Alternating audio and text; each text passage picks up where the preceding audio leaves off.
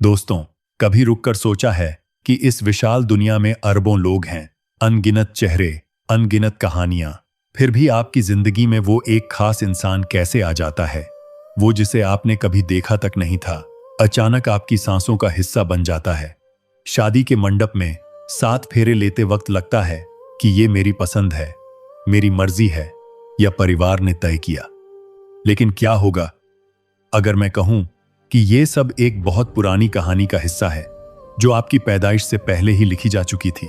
हमारे प्राचीन ग्रंथों, खासकर गरुड़ पुराण और कर्म के सिद्धांत में बताया गया है कि विवाह कोई महज संयोग या रोमांटिक मिलन नहीं होता। ये 2 आत्माओं का मिलना कम, बल्कि 2 पुराने खातों का मिलान ज्यादा है। आज हम उस कड़वे लेकिन सच को थोड़ा अलग अंदाज में देखेंगे, जो शायद आपके रिश्तों को नई नजर से समझने में मदद करे। सबसे पहले ये भ्रम तोड़ते हैं कि आजकल हम चॉइस कर रहे हैं। Dating apps, matrimonial sites, profile swipe करना, सब लगता है हमारा फैसला।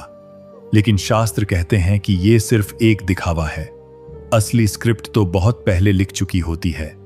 गरुड़ पुराण में वर्णन है कि मृत्यु के बाद जब आत्मा यमलोक से लौटती है तो छठी रात को विधाता ललाट पर कुछ रेखाएं अंकित करते हैं। इनमें 3 चीजें अटल मानी जाती हैं: मृत्यु का समय, माता, पिता और जीवन साथी। हां, आप किसके साथ बंधेंगे वो पहले से तय होता है, लेकिन ये तय कौन करता है? क्या भगवान लॉटरी लगाते हैं? नहीं, ईश्वर तो न्याय के देव हैं। वो पक्षपात नहीं करते। ये जोड़ी आप खुद बनाते हो पिछले जन्मों के ऋणानुबंध से। ऋण मतलब कर्ज, अनुबंध मतलब बंधन।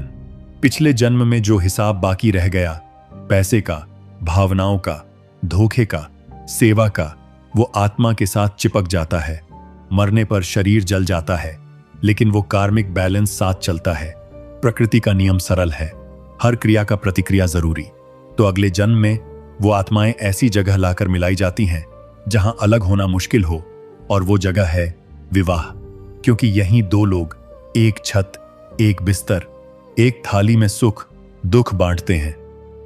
कर्ज चुकाने के लिए इससे बेहतर मंच कहां मिलेगा? 7 फेरे क्यों अग्नि के चारों ओर? क्योंकि अग्नि सबसे बड़ा साक्षी है, सबसे बड़ा शोधक। वो देवताओं तक बात पहुंचाती है, लेकिन साथ ही कर्मों की आग भी प्रतीक है। फेरे लेते वक्त आप ब्रह्मांडीय अग्नि के सामने कसम खाते हो कि पिछले अधूरे कर्मों को इस जन्म में साथ निभाकर पूरा करेंगे। ये कोई रस्म नहीं, एक आध्यात्मिक प्रतिज्ञा है। अब देखते हैं कि ज्यादातर रिश्ते किस तरह के होते हैं। गरुड़ पुराण और कर्म सिद्धांत के आधार पर 1 वैर क्षण का रिश्ता, सबसे कठिन, जहां प्यार कम, झगड़े ज्यादा, बात बात पर लड़ाई, ताने, कभी कभी हिंसा भी। लगता है किस्मत ने सजा दी, लेकिन सच ये कि पिछले जन्म में शायद आपने उससे बड़ा अन्याय किया था। वो नफरत की आग आज आपके घर में जल रही है। ये कार्मिक क्लियरेंस है, बदला नहीं। 2 नण चुकौती का रिश्ता, जहां एक पार्टनर जीवन भर कमाता है, दूसरा बीमार रहता है, खर्च करता है या कमजोर पड़ता है। आपको लगता है मैं तो अच्छा हूं, फिर क्यों? क्योंकि पिछले जन्म में शायद आपने उसका हक मारा था। अब ब्याज समेत वापसी हो रही है। हिसाब 0 होते ही या तो सुधार आता है या रिश्ता खत्म। 3 तटस्थ या औपचारिक रिश्ता, न ज्यादा प्यार न ज्यादा नफरत। दोनों अपनी दुनिया में जिम्मेदारियां निभाते हैं, लेकिन गहरा कनेक्शन नहीं। पिछले जन्म में बस छोटा मोटा लेना देना बाकी था। औपचारिकता पूरी कर अलग हो जाते हैं। और बहुत कम मामलों में पुण्य बंधन, जहां दोनों पिछले जन्म में एक दूसरे की मदद की थी। वो साथी ढाल बनता है, प्रेरणा देता है। कलयुग में ऐसे रिश्ते दुर्लभ हैं। अब एक और गहरा सवाल, अफेयर या बाहर के रिश्ते। शास्त्र कहते हैं कि कभी कभी 1 से ज्यादा आत्माओं से अधूरा हिसाब रह जाता है। प्रारब्ध में 1 से शादी लिखी होती है, लेकिन पुरानी आत्मा आकर्षण बनाकर आती है। ये परीक्षा है। अगर बह गए तो नया कर्ज बनता है, पुराना और उलझ जाता है। गरुड़ पुराण इसे गलत नहीं ठहराता, लेकिन विवेक और धर्म की याद दिलाता है।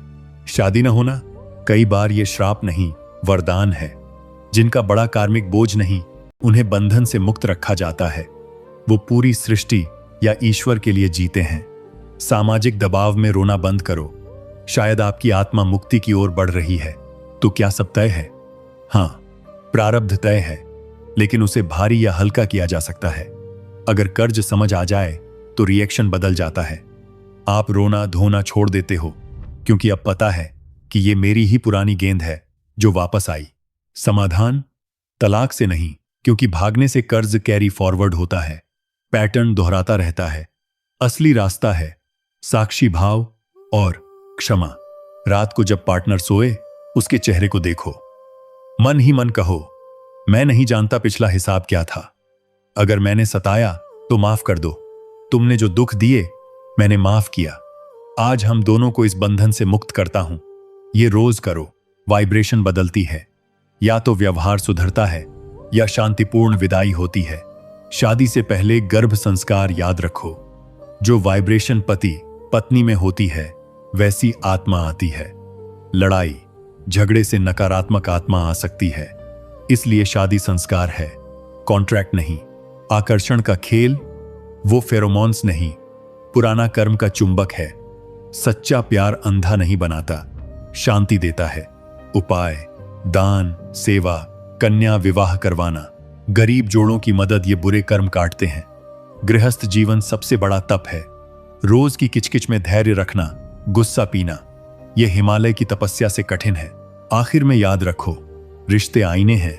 आईना तोड़ने से चेहरा नहीं बदलेगा, खुद को साफ करना पड़ेगा। कर्म सुधारो, सेवा करो, नाम जपो, पुण्य बढ़ेगा तो आग ठंडी पड़ेगी। अगर ये बातें छू गईं तो आज रात अपने पार्टनर को, चाहे पास हो या दूर, मन से माफ कर दो। पिंजरा खोलो, खुद भी आजाद हो जाओ। कमेंट में बताओ, क्या आपको लगता है कि रिश्ते कर्म से बनते हैं या ऊपर वाला? और अगर ये वीडियो किसी काम आए तो शेयर जरूर करना। किसी की टूटी उम्मीद को सहारा मिल सकता है। जीवन सुंदर है, बस कर्मों की नजर से देखो।